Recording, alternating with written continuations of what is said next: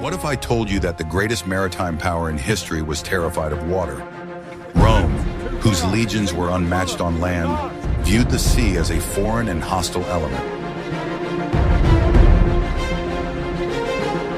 Their world was one of dusty roads, sturdy forts, and iron discipline of the infantry.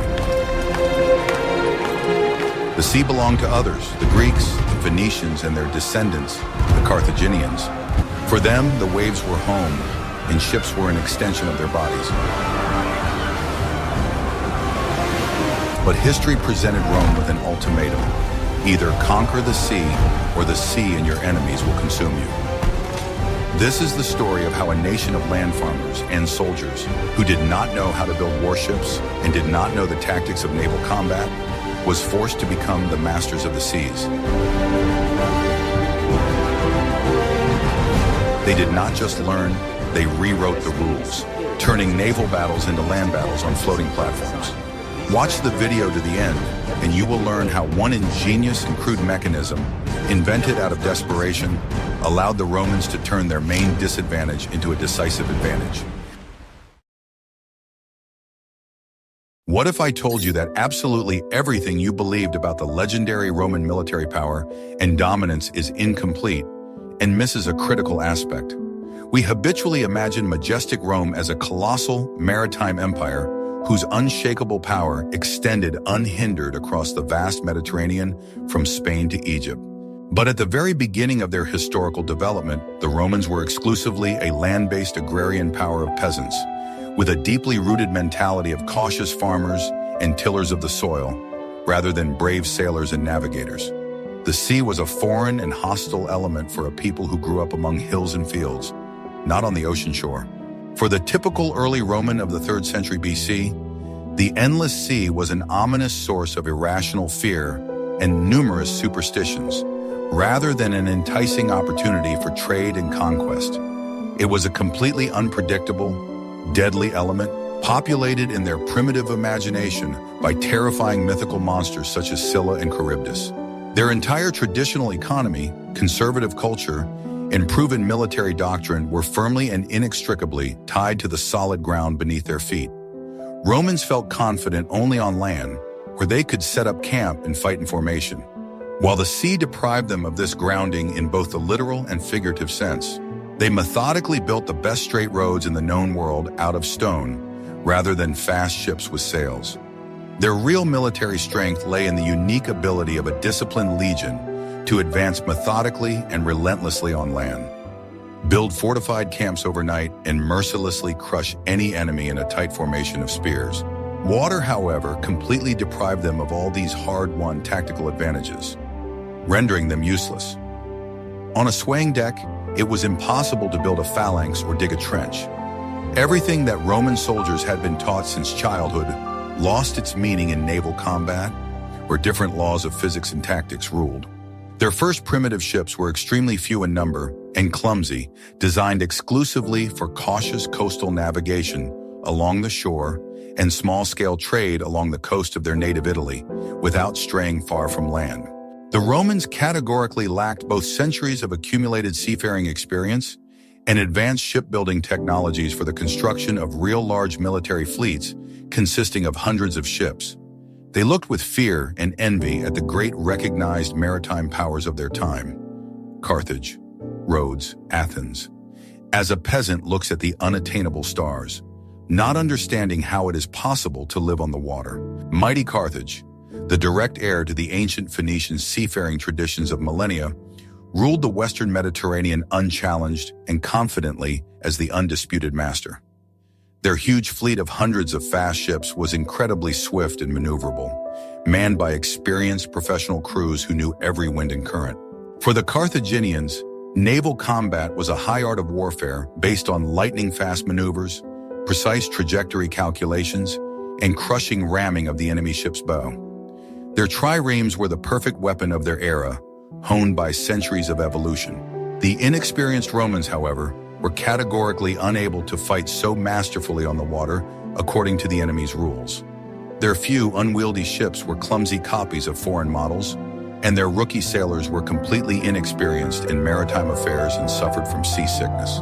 Any attempt to boldly challenge Carthage's dominance in its native element seemed like obvious suicide and madness to everyone. The Carthaginians would have destroyed the Roman fleet in a matter of hours, using their overwhelming advantage in experience and maneuverability against the unwieldy Roman ships.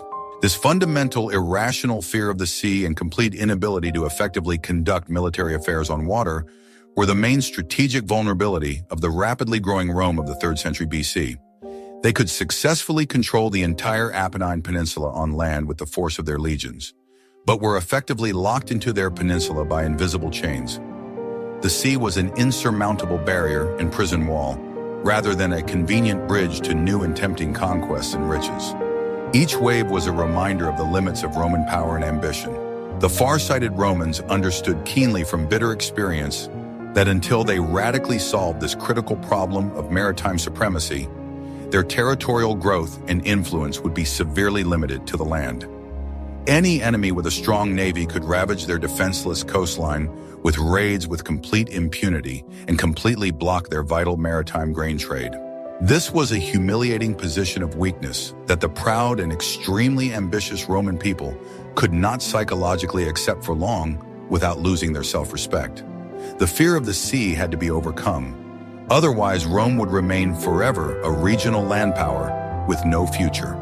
It was this painful awareness of their own critical weakness at sea that became a powerful impetus for the greatest unprecedented military transformation and innovation in ancient history. Rome had to go out into the open sea and conquer it in order to simply survive as a power and defeat Carthage in the coming war. And to achieve this incredible goal, they had to completely and radically rethink the very concept of naval warfare from scratch, discarding tradition. The impossible had to become possible through the power of Roman will and engineering. The Romans were pragmatists and realists to the core, and they understood from experience that simply blindly copying the tactics and technologies of the enemy would not mechanically lead to guaranteed success and victory over the masters. It would be very interesting to hear your balanced opinion on this strategic question. What do you think is objectively more important and effective for achieving victory over a superior enemy? Completely adopting the enemy's proven tactics and methods, or boldly inventing your own revolutionary and unique strategy that leverages your strengths? Please write your reasoned opinion on this in detail in the comments below, sharing examples. Are you ready to learn the truth about how one conflict changed the course of history forever? It all began in Sicily, a rich and strategically important island that became a bone of contention between Rome and Carthage. This conflict, which went down in history as the First Punic War, was the catalyst that pushed Rome into the sea. Initially, the war was fought on land, on the territory of Sicily. Here, the Roman legions felt confident. They methodically pushed back the Carthaginian garrisons, capturing one city after another. However, the Romans soon faced an insurmountable problem. Carthage, controlling the sea, was able to freely supply its fortresses on the island. They brought in reinforcements, food, and weapons, making any siege long and exhausting. Moreover, the Carthaginian fleet made constant raids on the coast of Italy. They ravaged coastal towns and villages, distracting Roman forces and undermining the economy. The Roman army was powerless to counter this. Roman commanders quickly realized a simple truth. It was impossible to win the war for Sicily without controlling the sea lanes leading to it. Victory on land was meaningless as long as the enemy dominated the water. The Senate faced a fateful choice. Either admit defeat and give up Sicily, or do the impossible. Build from scratch a fleet capable of challenging the greatest maritime power of the time. For pragmatic and stubborn Rome, the answer was obvious. This decision was unprecedented in its boldness and scale. Rome had no blueprints for warships, no experienced engineers, and, most importantly, no trained crews. They had to learn from scratch, and in the midst of a war. They understood that they would not be able to surpass the Carthaginians in their traditional tactics based on maneuvering and ramming. This art had been learned over generations. The Romans needed to find an asymmetrical response that would negate all of the enemy's advantages. It was at this moment of desperation and necessity that the Roman naval doctrine was born. It was based not on an attempt to become the best sailors, but on transferring to the sea what they were best at on land. It was the concept of naval boarding combat. But to implement this concept, they needed ships that could not only catch up with the enemy, but also withstand close combat. But how do you build such a ship if you've never done it before? In the next chapter, you'll learn what incredible gift of fate helped the Romans steal their enemy's main secret. What I am about to show you was a real miracle for the Romans. At the very beginning of the war, when the Romans first realized the need for a fleet, fate presented them with a truly royal gift. During one of the naval skirmishes off the coast of Italy, a Carthaginian Pantera, or Quinquereme, the flagship of the time, was caught in a storm and washed ashore. For the Romans, this was not just military booty, it was the key to the future. The ship was practically undamaged, and now they had in their hands a real example of Carthage's advanced naval technology. They had obtained not just a trophy, but a detailed blueprint created by their enemies. This captured ship immediately became the subject of the most intense study. The best Roman engineers and carpenters were gathered to take it apart, literally board by board. They measured every element and studied every knot and joint. They sought to understand not only the design, but also the philosophy behind it. They analyzed the shape of the hull, the arrangement of the oars, and the design of the masts and sails. All this was done in order to understand how the Carthaginians achieved such speed and maneuverability. The Romans were brilliant engineers, and they quickly grasped the basic principles. They did not blindly copy every detail. Instead, they adapted the design to their own needs, and more importantly, to their manufacturing capabilities. While the engineers were studying the trophy, orders were given throughout Italy to begin building a fleet in its image and likeness. It was a task of colossal proportions. Hundreds of thousands of trees had to be felled and processed, shipyards had to be prepared, and thousands of workers had to be assembled. The Romans applied their signature approach to shipbuilding, standardization, and mass production. They created a system in which individual parts of the ship, frames, keel, planking, were manufactured to uniform standards. This allowed ships to be assembled like a construction set, significantly speeding up the process. Legend has it that while the ships were being built, the future crews had already begun training, but we'll talk about that later. The main thing is that the capture of a single enemy ship allowed Rome to reduce its technological gap, which under normal circumstances would have taken decades to overcome. It was a turning point. Instead of trying to build their own ship through trial and error, the Romans got a ready-made and proven solution. They essentially stole the technology from their enemy and turned it against them. This episode perfectly illustrates the Roman approach to innovation. They rarely invented anything completely new, but they were geniuses at borrowing, adapting, and improving on other people's ideas, bringing them to practical perfection. Guess how long it took to build this? Once they had the blueprints, Rome faced a new, even more ambitious task: turning this knowledge into an actual fleet. This required mobilizing all the resources of the Republic and demonstrated the unique organizational skills of the Romans. A massive construction project began. The first and most important resource was wood. A huge amount of high-quality timber was needed to build more than 100 quinqueremes and triremes. Special teams were sent throughout Italy to select and cut down suitable trees, pines and firs for the hull, oaks for the keel and frames. The felled trees had to be transported to the coast, where shipyards were being built in a hurry. The Romans used their excellent road network and river routes for transportation. It was a complex logistical operation that required precise planning. Work was in full swing at the shipyards. The Romans organized the process according to the conveyor belt principle. Some workers were engaged in the manufacture of keels, others in frames, and still others in planking. This specialization significantly accelerated construction. They did not have centuries of shipbuilding experience like their opponents. Therefore, they relied on precise calculations, standardization, and strict quality control. Each element was manufactured according to a single model, which ensured interchangeability and speed of assembly. Sources report an incredible fact. The first Roman fleet of 100 quinqueremes and 20 triremes was built in just 2 months. This figure seems fantastic, but it reflects a colossal concentration of effort and resources. The entire Republic worked to create its fleet. Parallel to the construction of the hulls, work was underway to manufacture all the necessary equipment. Thousands of oars, hundreds of masts, kilometers of rope, and square meters of sailcloth were all produced in huge quantities. It was a true industrial revolution in the ancient world. The Romans also made their own changes to the ship's design. They made it slightly heavier and stronger than the Carthaginian prototype. Their goal was not maximum speed, but stability and the ability to withstand boarding combat. This titanic effort demonstrated Rome's main advantage. Their ability to organize and mobilize was unmatched. They could turn an entire country into a single military camp, working toward a single goal. When the first ships were launched, it was a sight to behold. Just yesterday, Rome had no fleet, and today a formidable armada stood in the roadstead. But ships are just empty hulls. What do you do if you don't have people who can sail them? In the next chapter, you'll learn how the Romans learned to row without ever going to sea.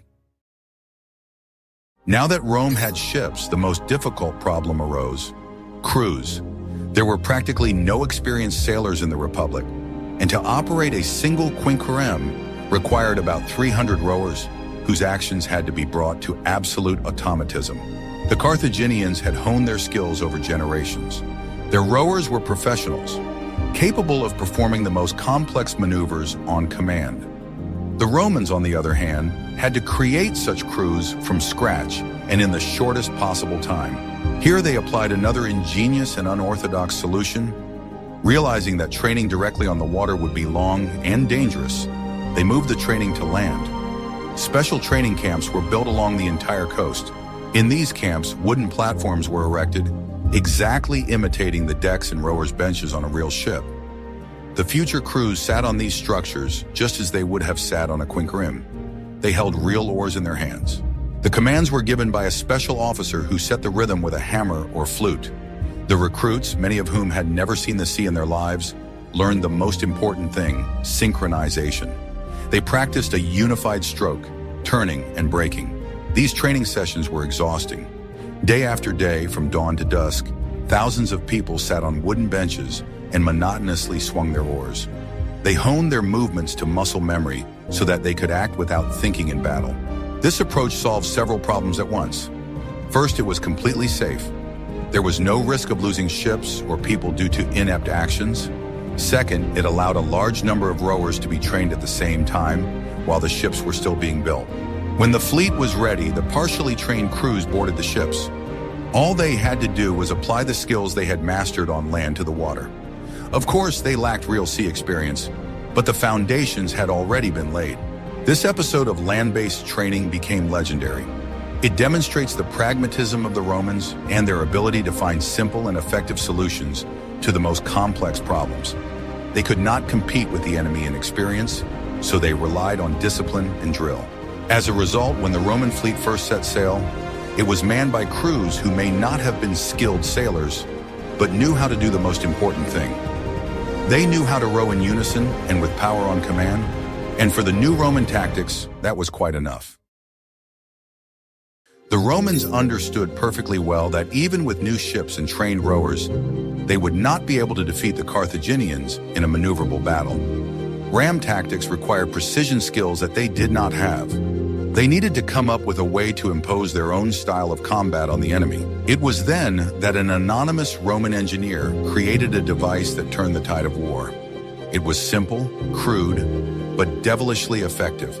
It went down in history as the corvus, or crow. The Raven was a heavy boarding bridge, about 11 meters long and just over a meter wide. It was mounted on the bow of a Roman ship and could rotate freely around a vertical mast. This allowed it to be aimed in any direction. A massive, sharp iron spike, resembling a raven's beak, was attached to the underside of the bridge at its far end. It was this spike that gave the device its name. This spike was the main element of the design. The principle of operation was ingenious in its simplicity. A Roman ship approached an enemy vessel. When the distance was reduced to a minimum, the crow, held in a vertical position by a rope, dropped sharply onto the enemy's deck. Under its own weight, the bridge fell down, and its sharp spike pierced the boards of the enemy deck with force. The ships were firmly locked together. The Carthaginian captain lost the most important thing: freedom of maneuver. And at that moment, the part of the battle began in which the Romans were unmatched. Legionnaires rushed onto the enemy's deck via the boarding bridge. The naval battle instantly turned into a land battle. The Romans brought to the sea what they knew best, fighting in close formation, wielding swords and shields.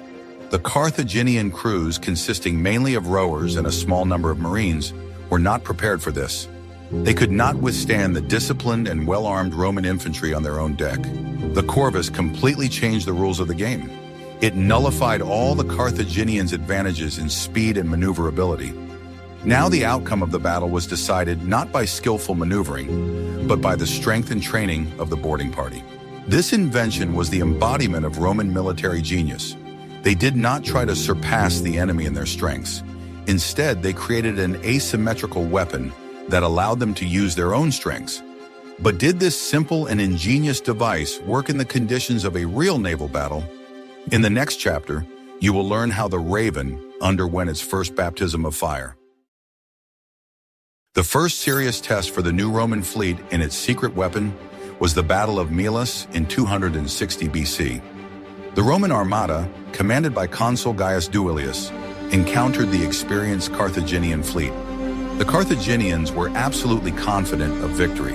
They saw before them clumsy Roman ships equipped with strange and cumbersome structures on their bows. Not understanding their purpose, they rushed into battle, intending to easily deal with the upstarts.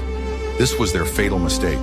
As soon as the Carthaginian ships came close enough for a ramming attack, the crows crashed onto their decks with a bang. Sharp spikes pierced the hull, firmly locking the ships together. The Carthaginian captains realized with horror that they had fallen into a trap. Roman legionnaires poured across the boarding bridges. The battle immediately turned into a series of fierce hand-to-hand combat on the decks. Here, all the advantages were on the Roman side, and they ruthlessly exploited them. The outcome of the battle was stunning. Rome, which had not had a single major naval victory before, completely destroyed the Carthaginian fleet. It was a triumph of new tactics and new weapons. But the real apogee of Roman naval power came with the Battle of Cape Ecnomus in 256 BC. It was one of the largest naval battles in ancient history. Nearly 700 ships and about 300,000 men took part on both sides. The Romans again relied on the corvus and boarding tactics. They arranged their huge fleet in a unique wedge formation, which was difficult to encircle and attack from the flanks. The Carthaginians tried to use their superior maneuverability, but again and again, their ships fell into the steel embrace of the crow. The battle turned into a grand slaughter, where the outcome was decided not by maneuvering, but by the steadfastness and discipline of the infantry.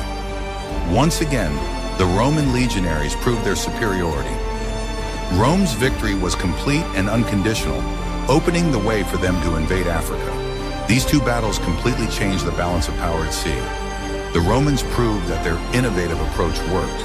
They did not become the best sailors, but they became the best fighters at sea. The success of the corvus was so great that it became the hallmark of the Roman fleet for a long time. This simple device allowed Rome to transform itself from a land power into a maritime power in a very short time. It was the key to their first great victory over Carthage. Despite the initial resounding success and revolutionary nature of the invention, the Romans eventually consciously abandoned the use of the famous corvus. This ingenious device was extremely heavy and cumbersome in design, critically shifting the center of gravity of the entire ship dangerously upward, toward the mast and deck. In heavy storms with high waves, ships equipped with a heavy crow on the bow were extremely unstable on the water and often capsized catastrophically, sinking their crews. The innovation that saved Rome in war became its curse in peacetime on the rough seas.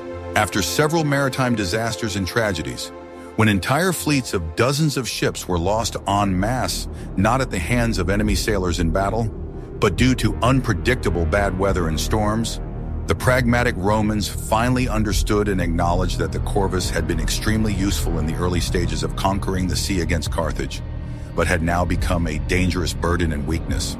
By that historic time in the middle of the 3rd century BC, they had already gained sufficient practical experience in the complex business of seafaring and shipbuilding. Their legionary sailors and ship captains had become much more skilled and experienced professionals of the sea who did not need crutches such as boarding bridges to defeat the enemy. Roman shipbuilding and shipbuilding technologies also did not stand still, but actively developed. They began to ambitiously build increasingly larger and more powerful warships of a new generation, real floating, impregnable fortresses made of wood and bronze. Impressive decarums and hexers appeared, giant ships with 10 and 6 rows of oarsmen, respectively, which significantly surpassed in size, displacement, and combat power anything that experienced Carthaginian shipbuilders had ever built. It was a naval arms race in which Rome demonstrated its unlimited resources and ability to mobilize tens of thousands of workers to build its fleet. The wide decks of these maritime giants were strategically equipped with tall wooden battle towers with embrasures rising above the deck. From their height, professional archers and experienced javelin throwers could methodically shower enemy ships with a continuous hail of deadly projectiles from a safe distance. This innovation made it possible to inflict significant damage on the crew and demoralize the enemy even before the decisive boarding combat began, which gave a psychological advantage. The enemy was already weakened and frightened when the boarding began. Moreover, inventive Roman engineers began to actively and extensively use powerful throwing machines borrowed from land tactics on warships. Light ballistas and scorpions, torsion catapults successfully borrowed from siege warfare against cities, were securely installed on the fortified decks of large ships. They could accurately throw heavy metal arrows and stone balls over a considerable distance of hundreds of meters, piercing the sides of enemy ships and killing rowers. This was a revolutionary application of land weapons at sea, giving the Romans a firepower advantage. Now the evolved Roman fleet could effectively conduct complex multi-level combat at any advantageous distance chosen by the commander. At long range, beyond the reach of the ram, they actively used destructive throwing machines to damage enemy ships. At medium range, they used numerous experienced archers and professional javelin throwers to defeat enemy forces. And in close combat, they still relied confidently on tried and tested boarding techniques and the superiority of legionnaires in hand-to-hand combat, but without the help of the cumbersome, outdated crow, which had become unnecessary. Flexibility of tactics was the key to dominance at sea. Roman naval tactics also became significantly more complex and refined with experience. Roman admirals commanding the fleet learned to masterfully use various tactical formations of ships, skillfully maneuver squadrons, and clearly coordinate the complex actions of large naval formations consisting of hundreds of ships. They creatively adopted the best proven elements of centuries-old naval tactics and strategy from the Greeks and Carthaginians, but organically added their own unique tactics based on Roman power and the iron discipline of the legions. This synthesis of traditions created an invincible force at sea. Ships gradually became more specialized and diverse in their purpose.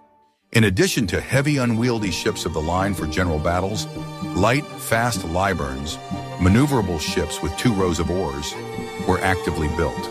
They were specifically used for maritime reconnaissance and patrols, patrolling trade routes and vigorously pursuing sea pirates in narrow straits. Specialization increased the effectiveness of the fleet in different situations. The Roman Navy evolved and transformed from a primitive, simple tool for boarding enemy ships into a complex, multifunctional, and flexible military machine with a multitude of capabilities. It was now fully capable of successfully accomplishing a wide variety of strategic tasks, from large-scale naval battles to prolonged blockades of enemy ports and systematic combating of piracy on trade routes. Rome finally and irrevocably became the undisputed master of all the seas of the Mediterranean, Mare Nostrum, our sea. No one challenged Roman dominance on the water anymore, and this dominance would last for centuries. This impressive evolution clearly shows everyone that the far-sighted Romans never rested complacently on their laurels and victories. They constantly and tirelessly learned from their mistakes, flexibly adapted to new challenges, and methodically improved their military technology, weapons, and combat tactics.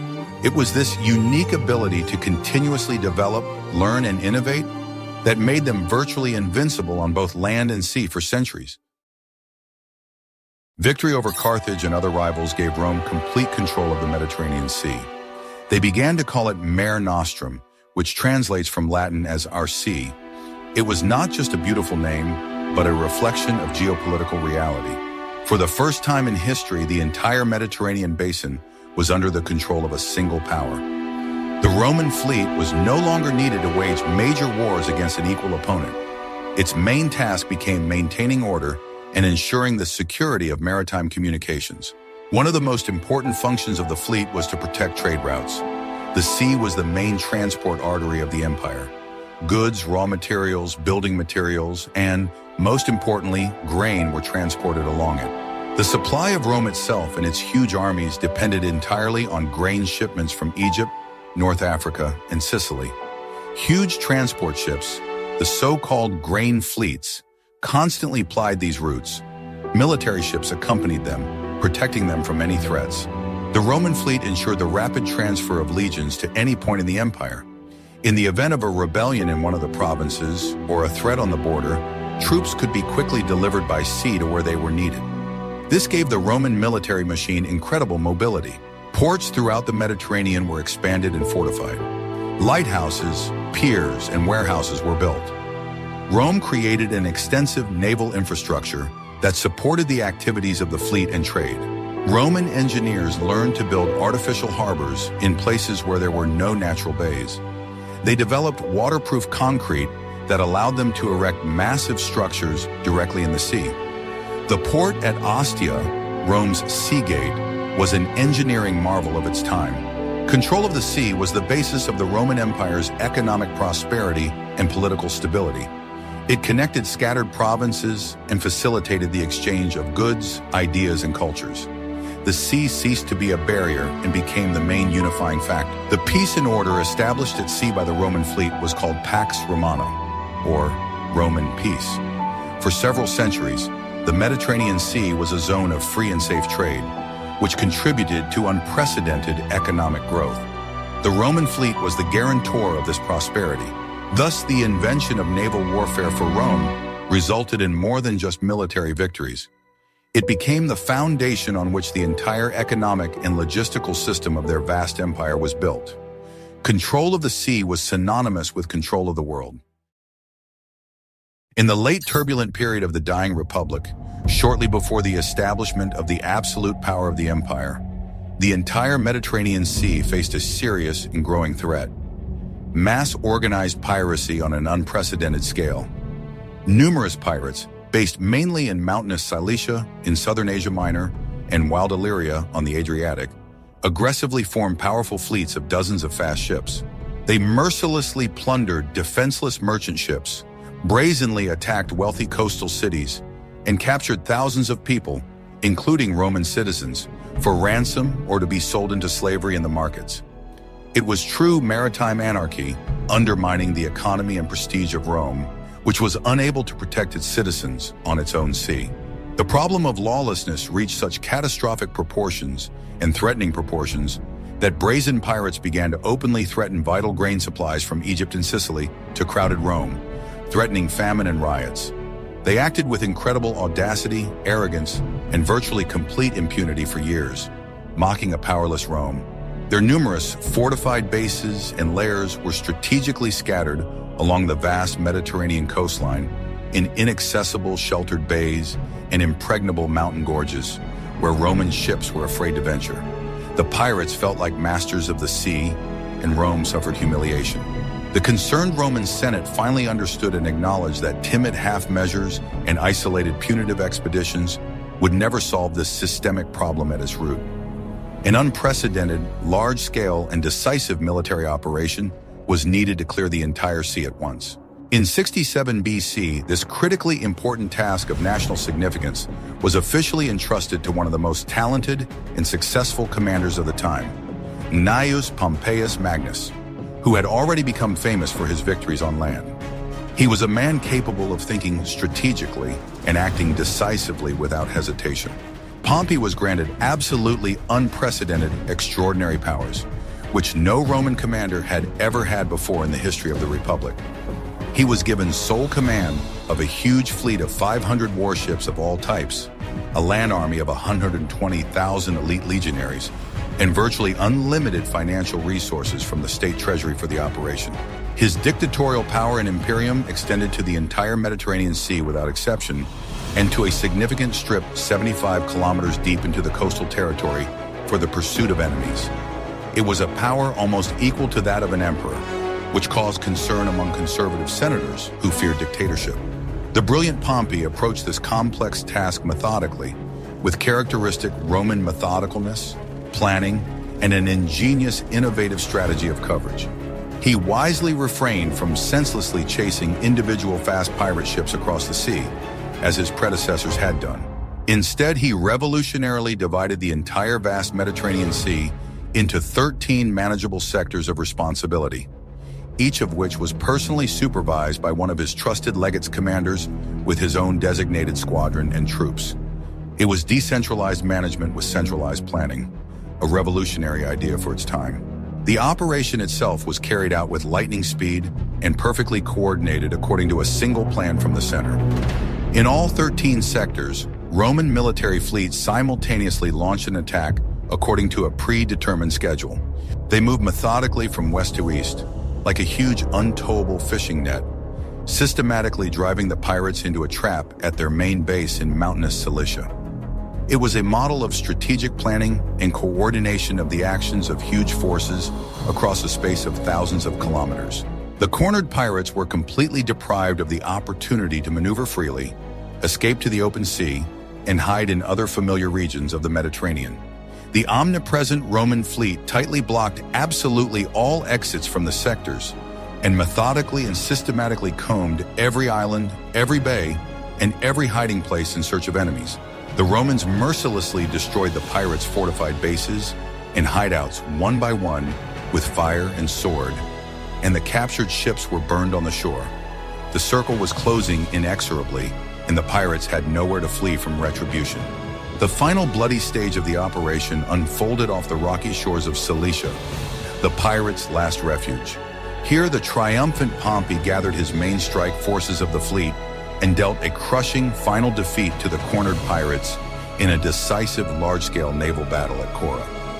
After this victory, he immediately landed a massive force of legionnaires on the shore and systematically captured their last mountain fortresses on land by storm, giving the enemy no respite. Resistance was broken completely and forever. The entire grandiose operation to completely rid the Mediterranean Sea of the threat of piracy, which numbered in the thousands, took the organized Pompey only 3 months of active operations from start to finish. It was an absolutely brilliant demonstration of the indestructible power, efficiency, and organizational talent of the Roman fleet and command of the whole world. Pompey convincingly proved to skeptics that the Roman fleet was capable not only of winning major battles against regular fleets, but also of successfully conducting complex, multi-level police operations on a planetary scale across vast areas. This required not only strength, but also unprecedented coordination and logistics. Pompey's impressive victory over the pirates ensured the safety of navigation and trade throughout the Mediterranean Sea for merchants for many decades to come. It was the final triumph of organized Roman state power and order over the primitive chaos and anarchy of barbarism at sea. The Roman Navy finally and irrevocably confirmed its undisputed status as the supreme guardian of order and law on the Mare Nostrum. Our sea, as the Romans proudly called the Mediterranean, considering it the empire's inland lake. We have traced the amazing journey of the Roman fleet, from fear of water to complete domination of the seas. This story is not just a tale of ships and battles. It is a story of how unyielding will, organizational genius, and the ability to think outside the box can overcome any obstacle. The Romans were not born sailors, but they became sailors out of necessity. They did not copy their enemies, but invented their own rules of the game, turning the sea into an arena for their legions. The invention of the corvus, a system of land-based training, and the mass production of ships were all links in a chain forged by Roman pragmatism. Ultimately, conquering the sea became the key to Rome's creation of a great empire. The fleet tied together vast territories, ensured economic prosperity, and allowed order to be maintained for centuries. The history of the Roman fleet is a striking example of how a nation, faced with a deadly challenge, not only survives but becomes stronger, forever changing itself and the whole world. What other topics from military history or ancient engineering achievements would you like to see on our channel? Share your ideas in the comments, and don't forget to subscribe so you don't miss new episodes.